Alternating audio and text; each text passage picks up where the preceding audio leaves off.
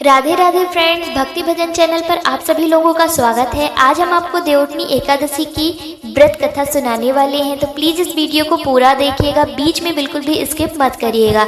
आइए जान लेते हैं देवउठनी एकादशी होती क्या है। देवउठनी एकादशी एकादशी कार्तिक मास के शुक्ल पक्ष की एकादशी तिथि को कहते हैं। इस दिन भगवान विष्णु के साथ समस्त देवतागण 4 महीने की निद्रा के बाद जागृत होते हैं और सृष्टि का कार्यभार संभालते हैं। इस दिन भगवान विष्णु की विधि विधान से पूजा की जाती है और उनकी प्रिय वस्तु का भोग भी लगाया जाता है। इसके साथ ही पूजा में देवउठनी एकादशी की व्रत कथा का पाठ किया जाता है।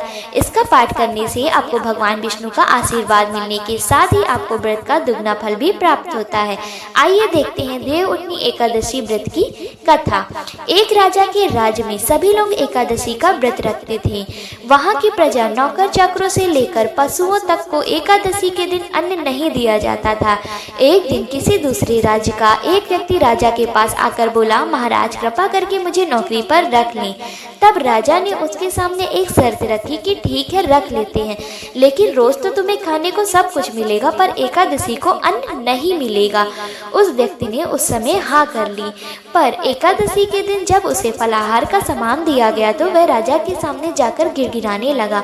बोला, महाराज इससे मेरा पेट नहीं भरेगा, मैं भूखा ही मर जाऊंगा, मुझे खाने के लिए अन्न दे दो। पर राजा ने उसे शर्त के बाद याद दिलाई, फिर भी वह अपनी बात पर अड़ा रहा और अन्न छोड़ने को राजी बिल्कुल भी नहीं हुआ। तब राजा ने उसे आटा, दाल, चावल आदि दिए।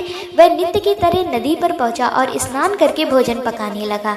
जब भोजन बन गया तो वह भगवान को बुलाने लगा, आओ भगवान, भोजन तैयार है। उसके बुलाने पर पीताम्बर धारण किए हुए भगवान चतुर्भुज के रूप में आ पहुंचे और प्रेम से उसके साथ भोजन करने लगे। भोजन आदि करके भगवान अंतर्ध्यान हो गए तथा वह अपने काम पर चला गया। 15 दिन के बाद अगली एकादशी को वह राजा से कहने लगा कि महाराज मुझे इसका दुगना सामान दीजिए। उस दिन मैं तो भूखा ही रह गया। राजा ने कारण पूछा तो उसने बताया कि हमारे साथ भगवान भी खाते हैं, इसलिए हम दोनों के लिए ये सामान पूरा नहीं होता। यह सुनकर राजा को बड़ा आश्चर्य हुआ। वह बोला, मैं नहीं मान सकता कि भगवान तुम्हारे साथ खाते हैं। मैं तो इतना व्रत रखता हूँ, पूजा करता हूँ, पर भगवान ने मुझे कभी दर्शन नहीं दिया। राजा की बात सुनकर वह बोला, महाराज यदि विश्वास न हो तो साथ चलकर देख ले। राजा एक पेड़ के नीचे छिपकर बैठ गया। उस व्यक्ति ने हर रोज की तरह भोजन को बनाया और भगवान को शाम तक पुकारता रहा, फिर भी भगवान न आए। अंत में उसने कहा, हे भगवान, यदि आप नहीं आए तो मैं नदी में कूदकर अपने प्राण को त्याग दूंगा। यह बात को सुनकर के भगवान उस समय उसके दृढ़ निश्चय को सोचकर उन्हें वहां पर प्रकट होना पड़ा और वह उस भक्त के साथ बैठकर उन्होंने भोजन किया।